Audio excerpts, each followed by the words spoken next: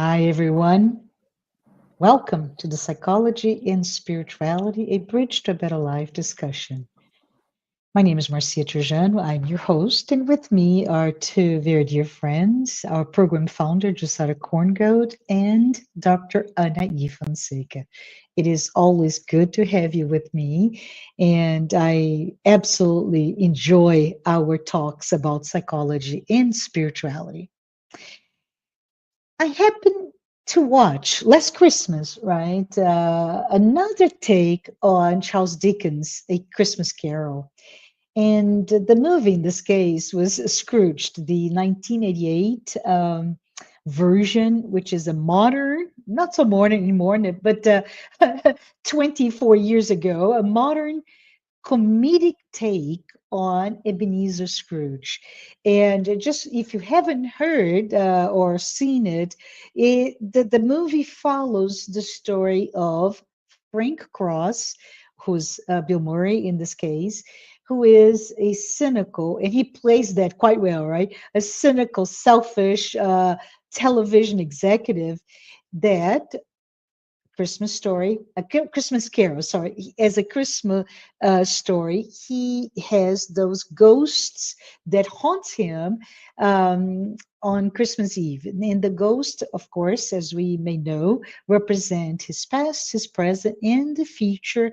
And they teach Frank about the consequences of his actions, the importance to have compassion, to be generous and loving, not only on Christmas but all the time. And while it is a very dark comedy, full of satire and a bit slapstick, it brings to us another take on the holiday themes. But you may look at me confused and say, Marcia, what are you talking about? Well, as you may ask me here, what are we talking about when I reference this movie that I saw not so long ago? And the episode today, which is the psychological dichotomies that exist within us. Well, I'd love to hear, especially from you, Anahy, and but also from you, Jussara, because Jussara was with me last episode talking about the similar topic, right? And the topic at hand, this polarity or bipolarity, if you think about it, when we think about it, it is really found not only in this classic Christmas story, but in many other stories. So, for if you haven't heard, this story is again this very egotistical, right? He only cares about his ratings, about profits, and he doesn't care if he's hurting other people. And all that he goes through in that couple of hours that the movie brings to us is really aligning the overarching theme that we're talking here when we discuss Joanna de Angelis teachings, which are personal growth, emotional intelligence, and of course mental health.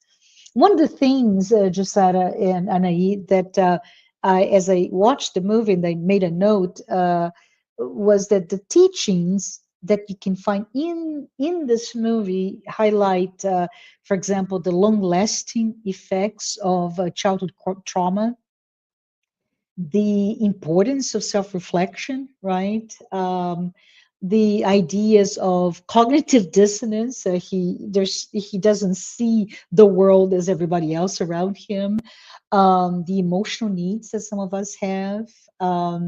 The the thought about emotional regulation or repression, the power, of course, of redemption, and as he redeems himself, we get to see the impact, for example, of altruism, of social connection, and the meaning of life. Right. So, my proposal here is: can we take it from here and perhaps talk about this bipolar nature of the human psyche. And I say bipolar, and I know I'm going to ask you, Dr. Anahy, to speak from your perspective. What does Joanna de Angelis is talking about when she says bipolar nature, right?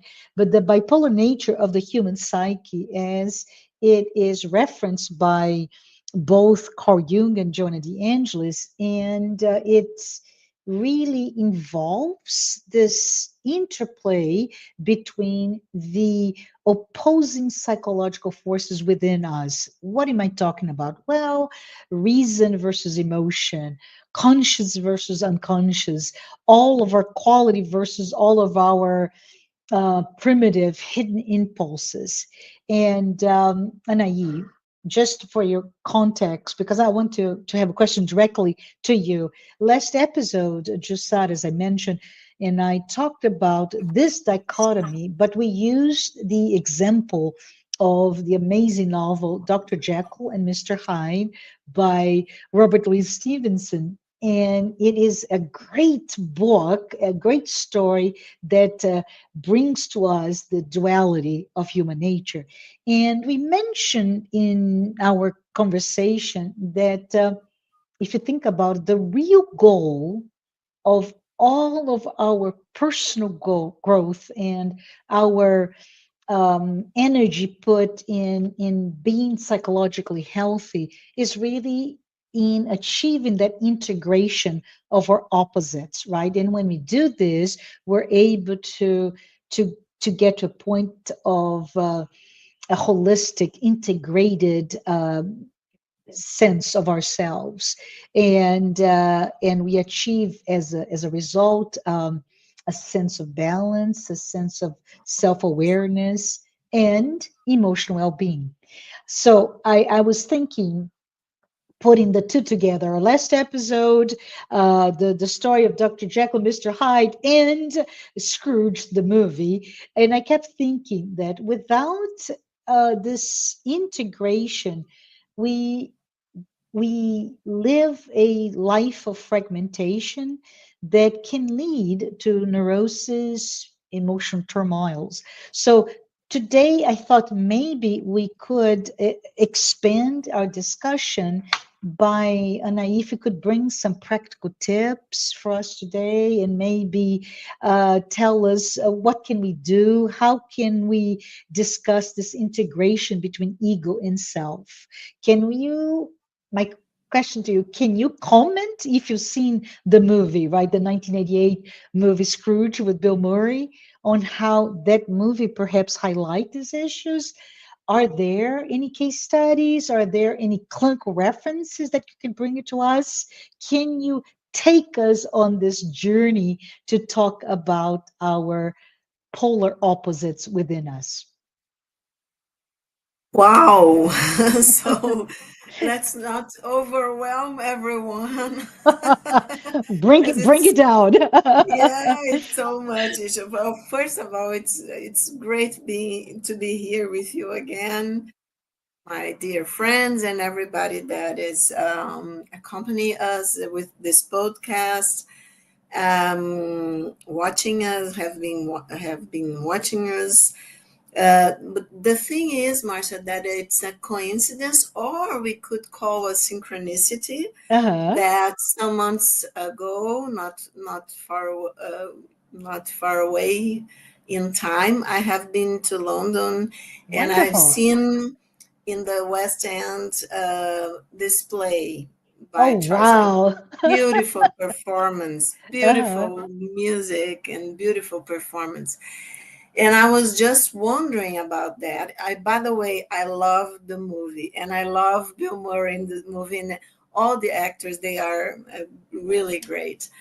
Um, and it's funny, but it's kind of tragic also, right, in the movie. But of course, when we go directly to Charles Dickens, it was in 19th century. Can you imagine that, Yes. right?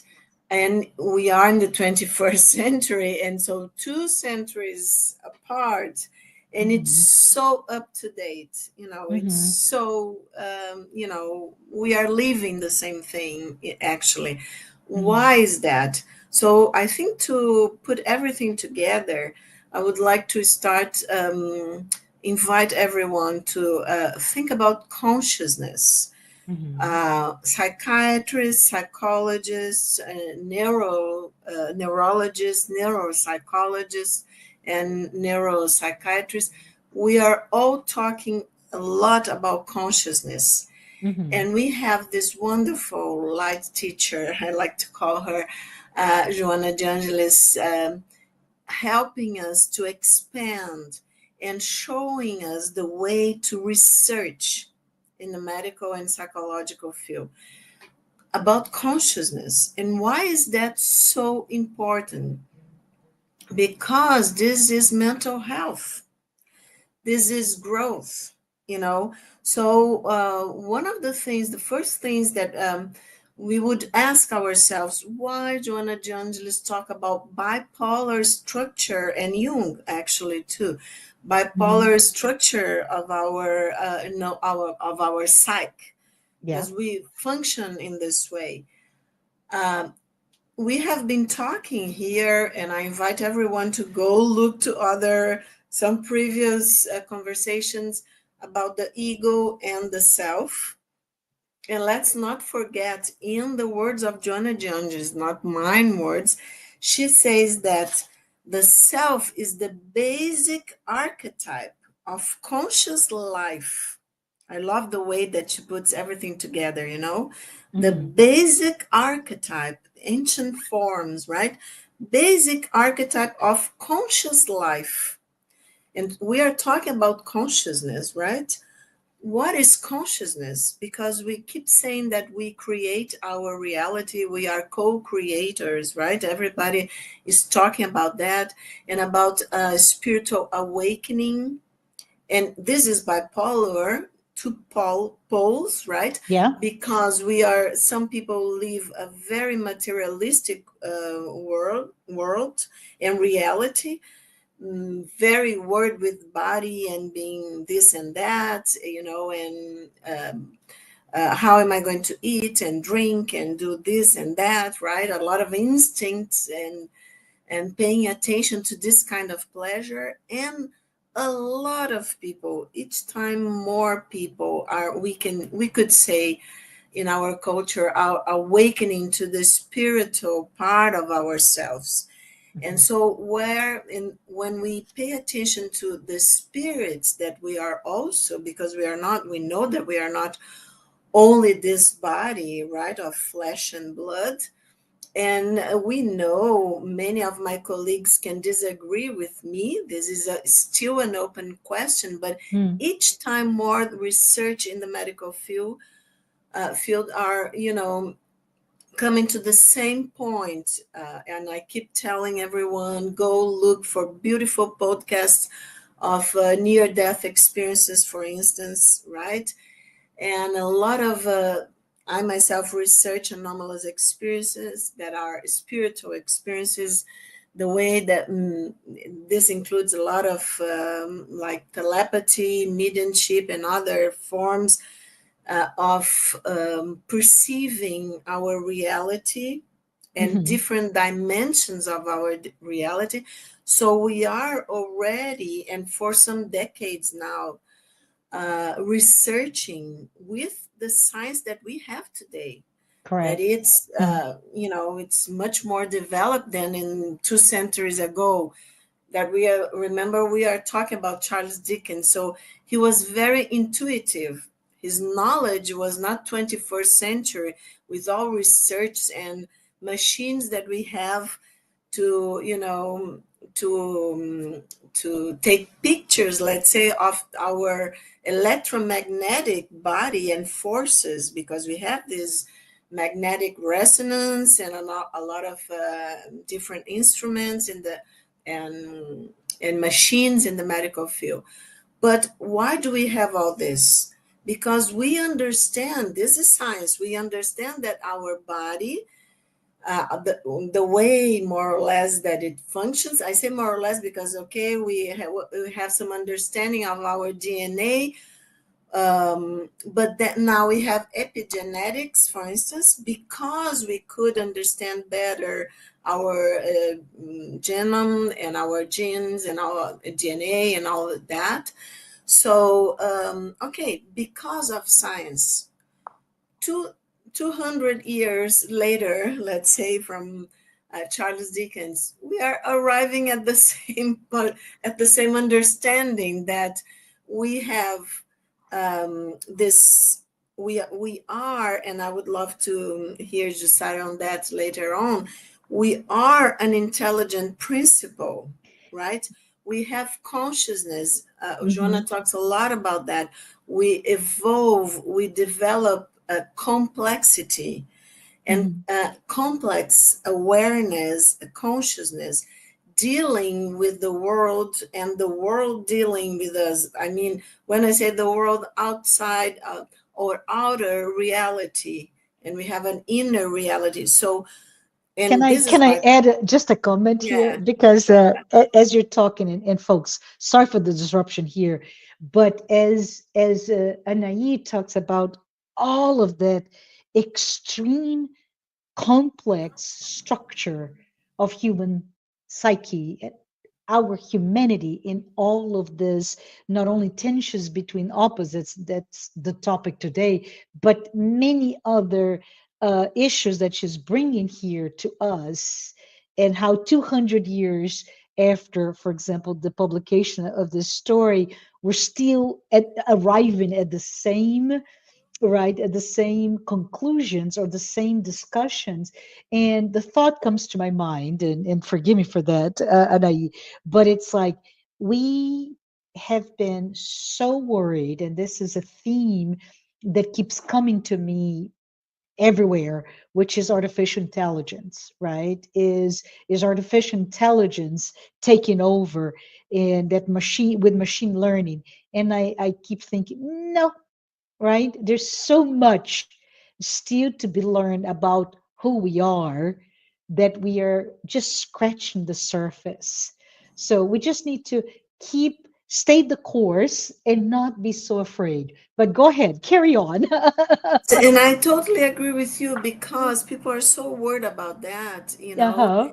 And let's go back to Joanna's teaching. She said that, okay, the self is the basic archetype of conscious life, Yeah. the intelligent principle, the sum of all evolutionary experiences, the sum of all evolutionary experience. So everything we can't put in the machine, and artificial intelligence is all about that. Yes. Is learning a lot of things, and it's like, wow, it's going to have much more intelligence than ours, because it will know a lot of things. It will get self-aware and all of that. um, okay, because this we can put in and feed, let's say, artificial intelligence with content, Yeah. with with a lot of things that humanity has learned, but not Uh-huh. with what Joanna is saying, the sum of all evolutionary experiences of the spirit. So we are talking about millennia, of course, millions of years, right? Hmm. And our own very, very individual, in this sense, experiences, and the way that the spirit learn, not the ego learn, it's quite different, Uh-huh. right? And so, but at the same time, if we are brothers and sisters and coming from this unity that we call God, right? Hmm.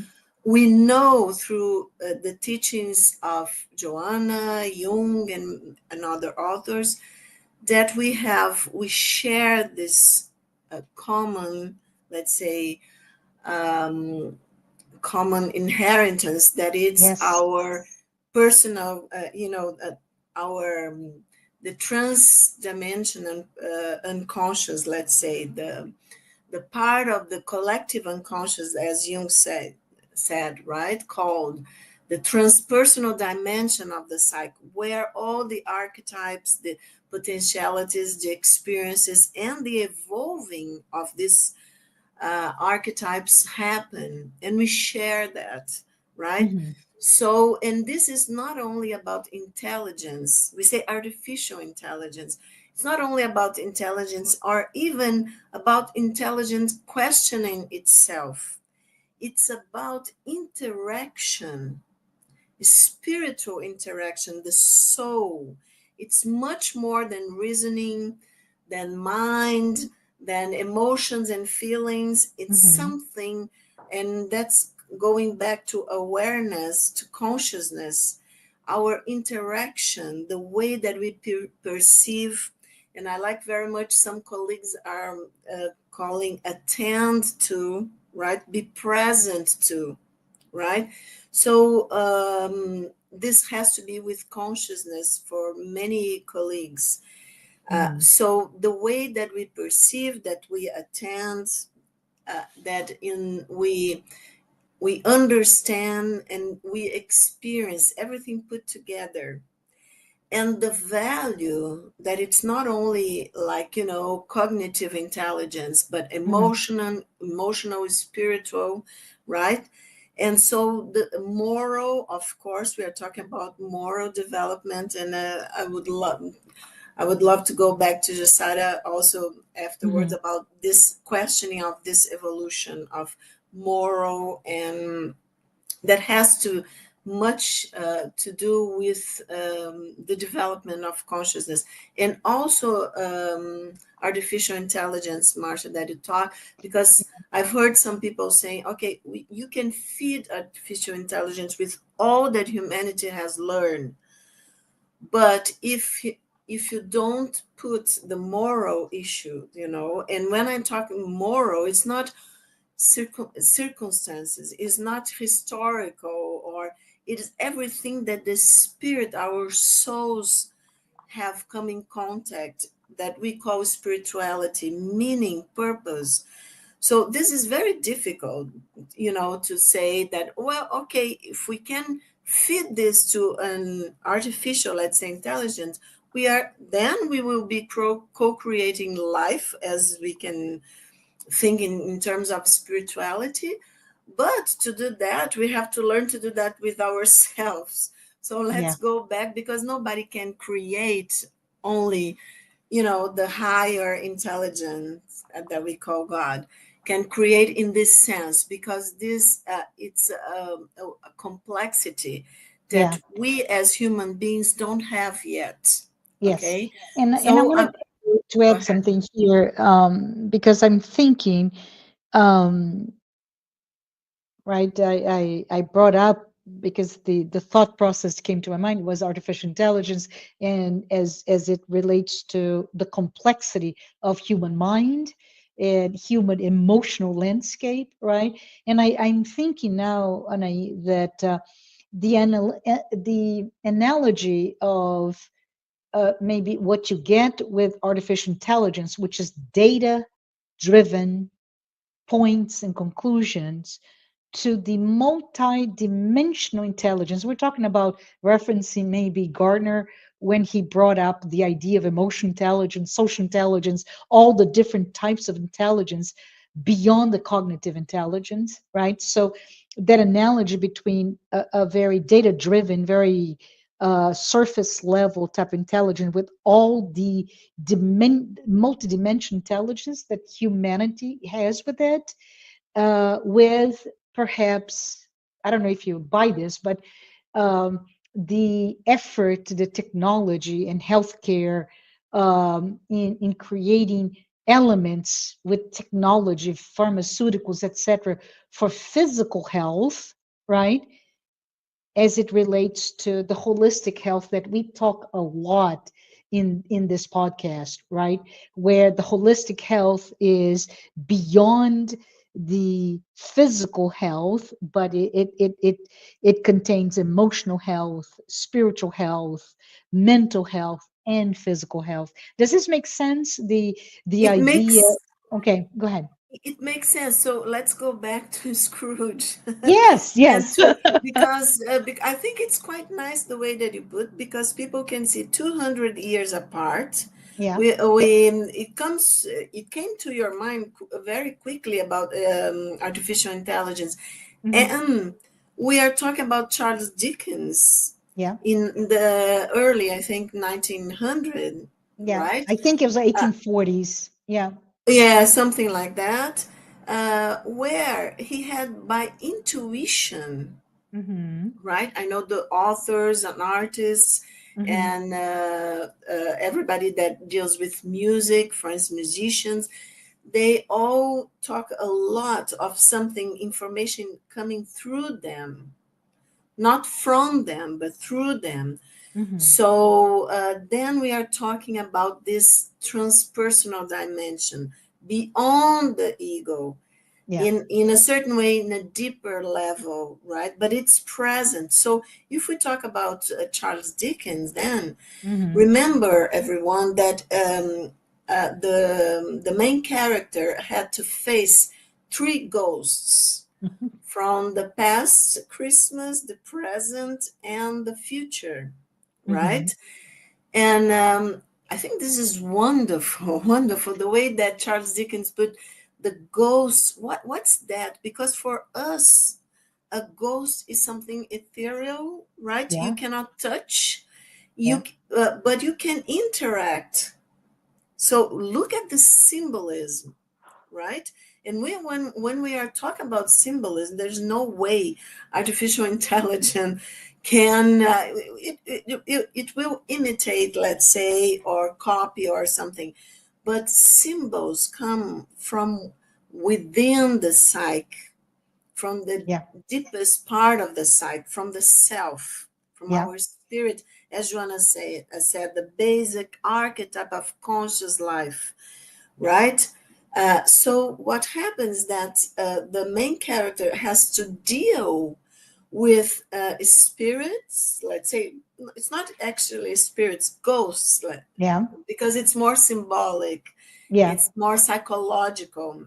And it's a And we could construct of his wonder, mind, right? It's a yeah, construct yeah, of his it's a own. projection of Yeah. something that, of course, we know, studying and thinking about Joanna's teachings and Jung, that it comes from the self, from his higher self, trying to reach the ego and help the ego. You were talking in the beginning to integrate Yeah. the knowledge that what the experience, his experience in this life was leading him towards what, because we know from the ghost of the past, a spoiler alert, please, people.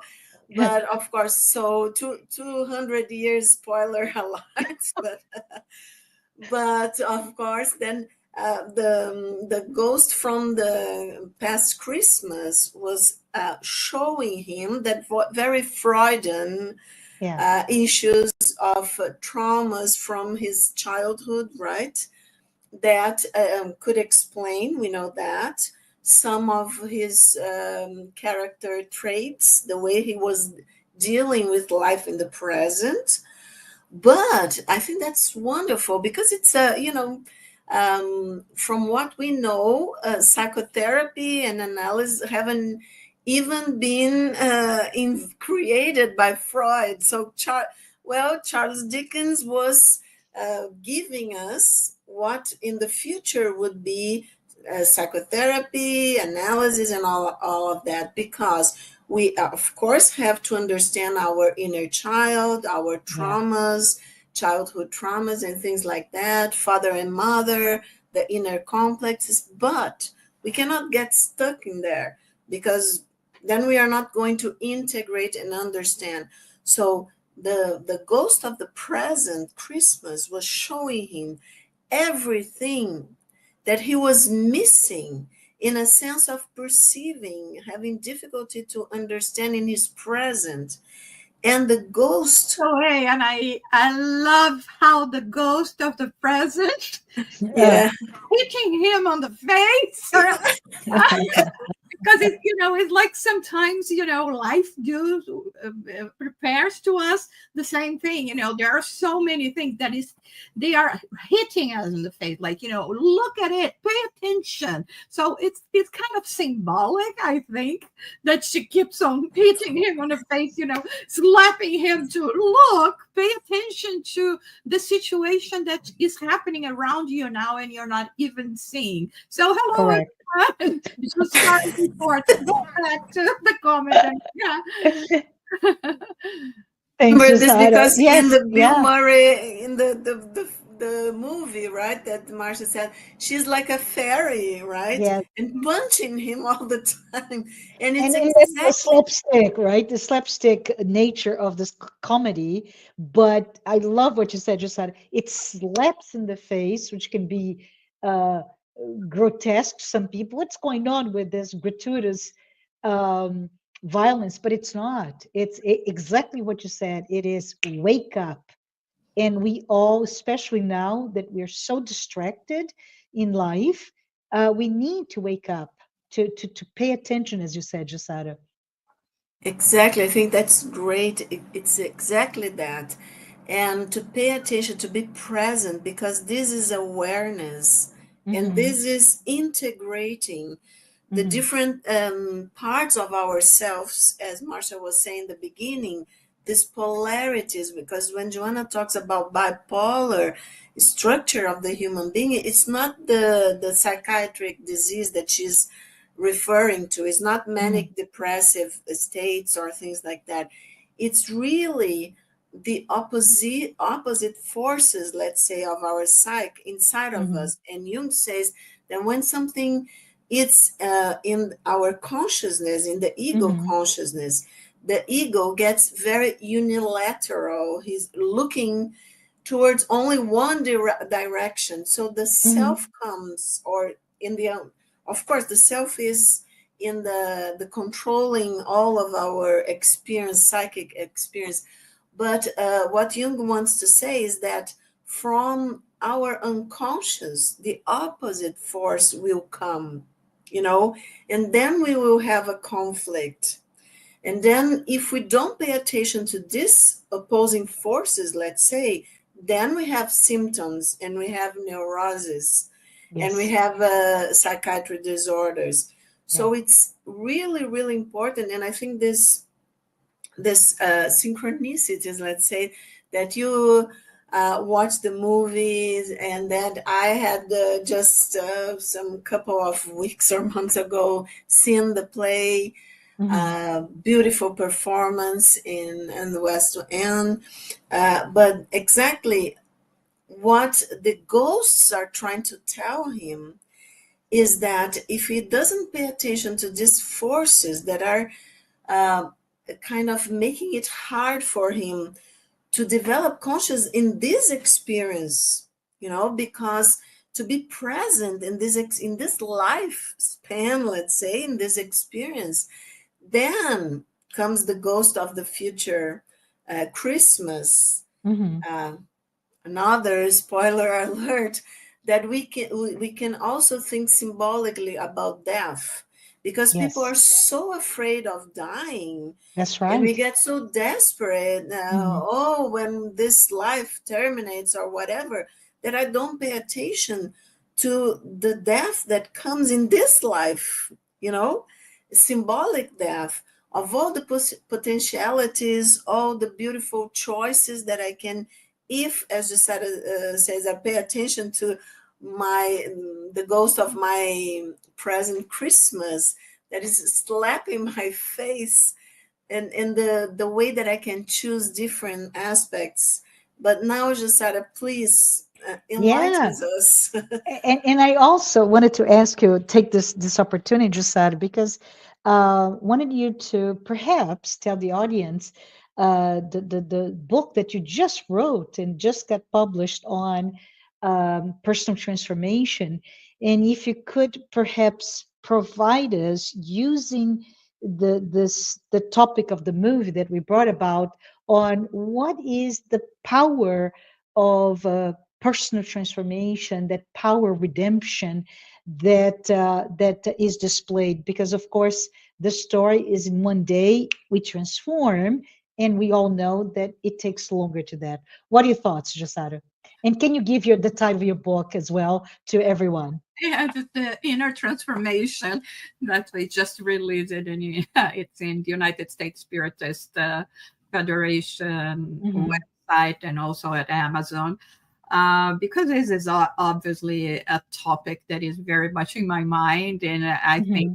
when we are talking about here, referring to this knowledge that is brought to us by the science, psychotherapy, psychiatrists, psychologists, and Joanna de Angelis. So it's very important. But to start putting all together, I was Yeah.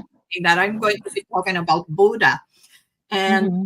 Buddha, he brings to us, there is a parable that they say the parable of the raft, where he was with his disciples, and he asked his disciples to imagine a man who builds a raft to cross a river.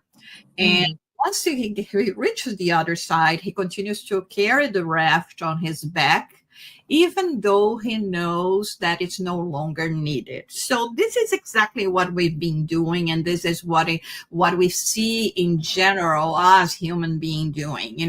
We got so distracted by what is around. Like, this man got so distracted by the raft that probably he was thinking about, I have to fix this and this part or this side, or because it got into the river, maybe it damaged it and affected something. How can I make it more powerful? Or so we got so involved with science and technology, and here is not a criticism. It's great that we are doing that, but we are Hmm. not only that. We are not the raft.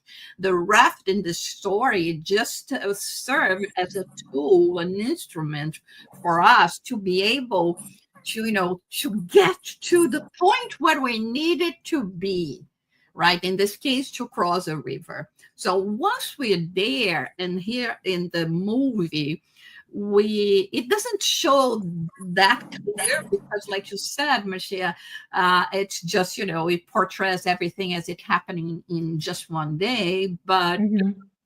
what actually triggered him to get into this voyage through all of these meetings with the past, the present, and the future in Hmm. the first place? So let's take a guess here. Perhaps the sentiment, the atmosphere that was all around, and he questioning himself. Why people give so much importance to that.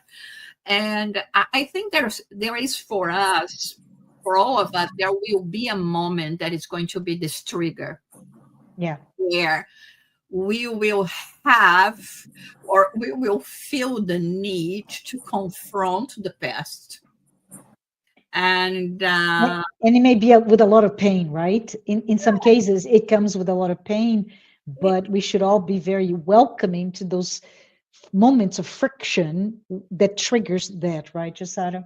yes, I mean there are in so many cultures, they have so many, Hmm. you know, uh, parables that can portray that. For instance, there is one Rumi's that he talks Hmm. about the chickpea, where the chickpea representing the ego is in a boiling process, but complaining with the one that is boiling him. And then he says, the cook replies, to him, you were raw and bitter. Now you're going to become soft and sweet. Yeah. So from raw and bitter, which is what Uh-huh. we see in the movie, now we'll see soft and sweeter. But what happened in the process? He had to go through a boiling process. So, Yes. and it's what you say there, it is not without any kind of confrontation with oneself. And what we see that, and what we see in the movie, and what we see in us in this process of inner transformation is that, unless we really, there will come a point that whether we want it or not, something is going to trigger that. and something will lead you to confront your past. And in this case, being a reincarnationist, right? I mean, being a spiritist, of course, we are going to talk about many previous lives, and there is so much stored data in Yeah. us, right? So much that it is in us. But I think, like uh, what I think it's really awesome is like Anahy mentioned, we're talking here about a book that was written in the mid 19th century. Last time we talked about a book that was also written in the mid 19th century. Uh-huh. There was no knowledge whatsoever about that. But what we see is that, and this is one thing that we even find in the Gospel according to Spiritism, a comment from the Spiritists that say we are progressing a lot in terms of science and technology, all of that, the material field. But if we look at ourselves as human beings, I would dare to say that we even we were not even possible for us to catch up with the 15th century. Correct. Century. There was not too much change. But now is the time. Now we have so much tools, we have so much understanding, we have all this science and spirituality that can guide us in this way.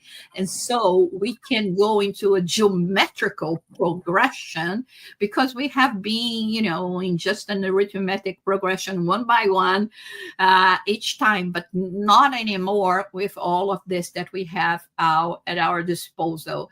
And this is, I think, what's very interesting about the book, the movie, that it leads you to think and rethink your life and your behavior and whether you are being sensitive or not towards you and others. This is amazing. So just to wrap it up, right? We made so many different references when we came here to talk about the need for an integrated being, right? That's our path toward individuation, and how I love that both of you are highlighting the fact that even though psychology, the field of psychology, was not even created officially, there are different individuals in fiction. In one case, Charles Dickens with A Christmas Carol. On the other case, uh, Stevenson talking about Dr. Jekyll, Mr. Hyde, bringing the topic of the duality or bipolarity, as Jung and Joanna de Angelis references this polar opposites of who we are, right? The attempt to be something, and the deep unconscious bringing the other, the self, right? Bringing the other side of who we are, and how that conflict that exists really is going to lead to something else, which I love it, Jussara, that you reference both Rumi. Rumi is an amazing Middle Eastern Persian, right? Author from the 13th century. He has a beautiful writings.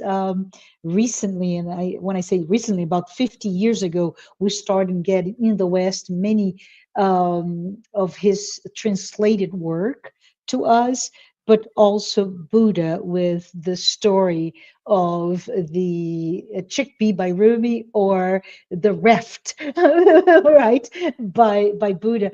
And all of it are questions for us to perhaps be present, um, to be mindful, to be compassionate, to not be afraid. In essence, to technological advances are a gift to humanity, including artificial intelligence, but they will not substitute our humanity and incredible complexity that still incipient to us from a scientific perspective, right? And you mentioned neuroscientists, neurolinguists, neuro psychiatrists. There's so many different disciplines today looking at the very complex nature of who we are.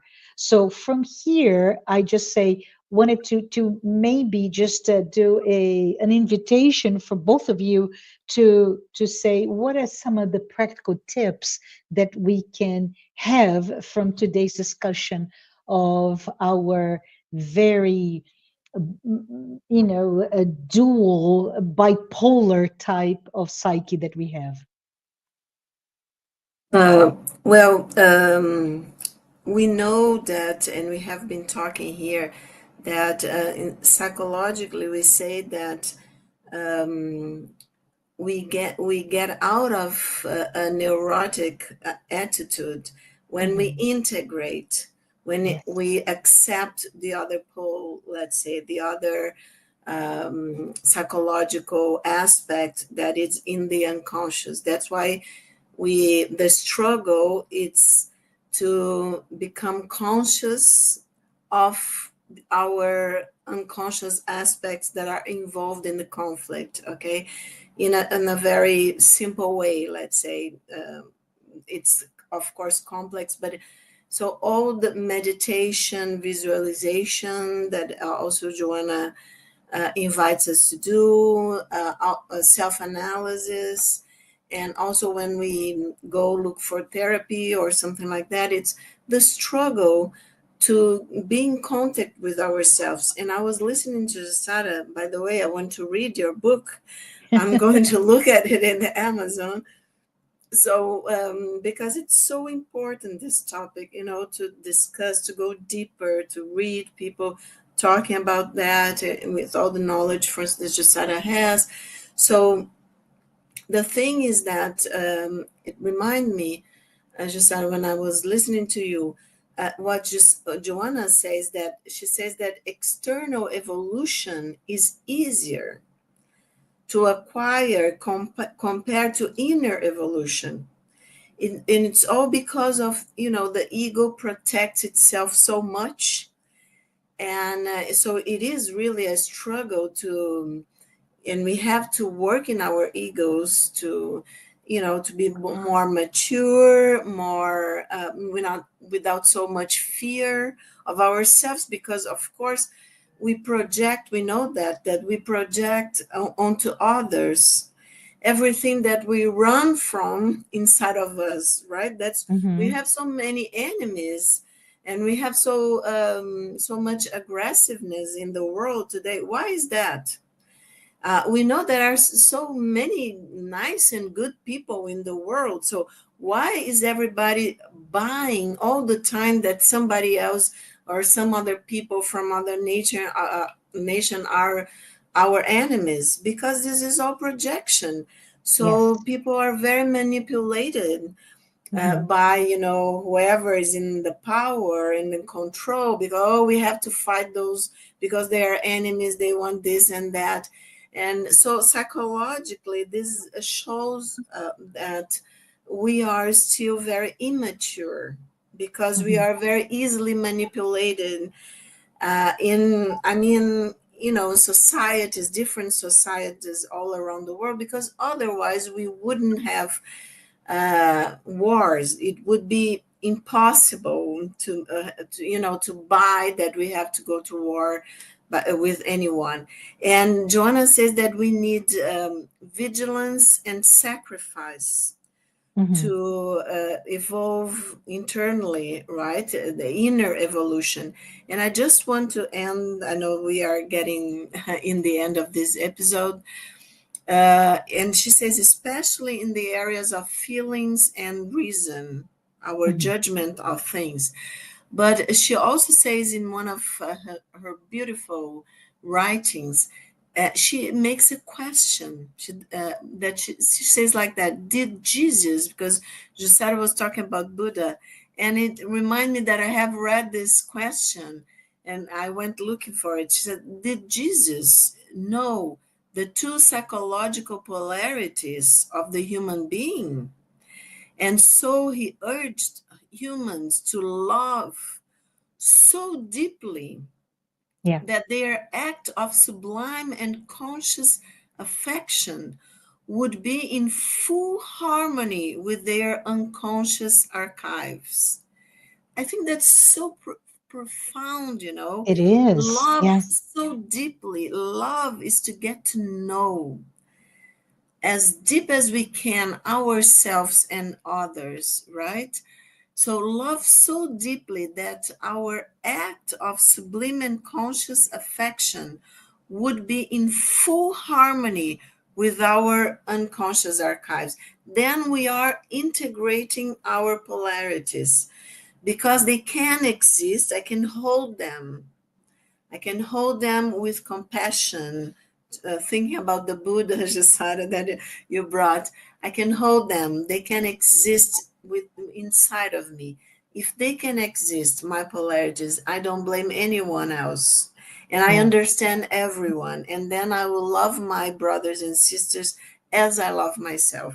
And I Oh, that's will end beautiful. here. That's beautiful. Jusara, do you want to share maybe some final thoughts? Did we miss anything? How can we wrap Um, it up? Hmm. uh, One thing that is Jesus said, "Know the truth, and the truth will set you free." That's right. This is food for thought. And the other thing, like, practical tip and exercise for the week: Yes. let your raft go. Yes, I love it. I love it. So this is really important, everyone. Let us all in this invitation from Buddha, let the raft go. Let's be mindful and really let the polarities, right, that I often see in the figure of the crucified Christ, the two sides of our existence, our spiritual material dimension, among in many other polarities. Let us all go and be in the moment and accepting of all of those. Thank you, Jusada. I wanted to tell everyone that as we really are at time here, and my apologies if I took a little bit longer today than usual. But this has been such a good discussion today. So thank you, Anahy. Thank you, Jussara. And as I go back, we spent a bit of time talking about Christmas Carol's version uh, in the 1988 movie Scrooge. Let us be reminded that it is a rich, right, slapstick as it is, but it's a rich narrative. It has many psychological insights about personal transformation, right? About emotional health, about the impact of all of our behaviors on ourselves and others. So the movie um, really is teaching us that through self awareness, we're able to confront repressed emotions. We can rethink our own values. What is our narrative, right?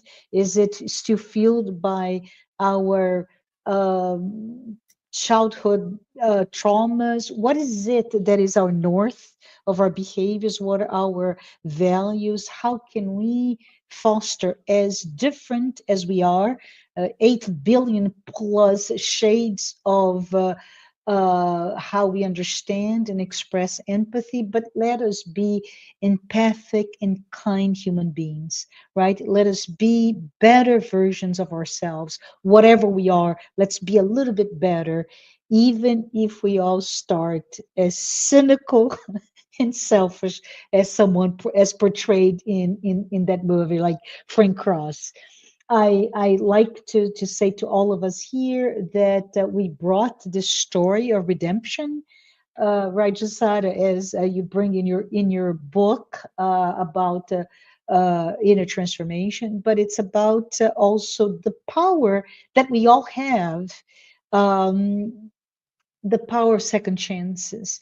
And I just wanted to finalize saying that Joanna teaches that. She teaches to embrace this journey of self integration. And so let us all take to heart the lessons as they come from many different sources, right? Buddha, Rumi, uh, Stevenson, Dickens, etc. But it is a story. Those stories are there to teach us, to invite us to this um, awareness that the more psychologically integrated we are, the more balanced we are, the more healthy we are.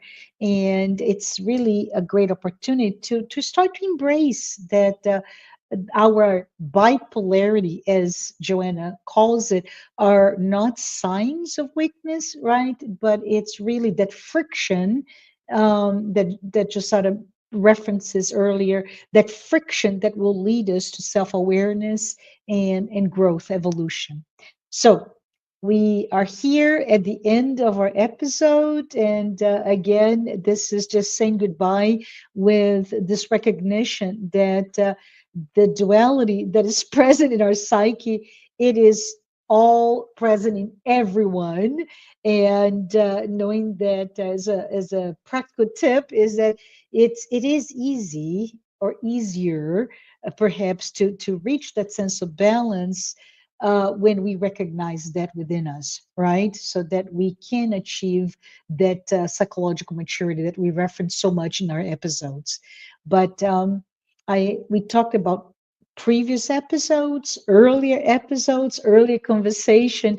If this is the first time that you're here with us, please note the program, the Psychology and Spirituality, sorry, weekly talks. They are based on the work by Joanna de Angelis, and we're here to expand our concepts of spirituality against those psychological lenses that will bring us ideas and tips and ways to become, to live a better life.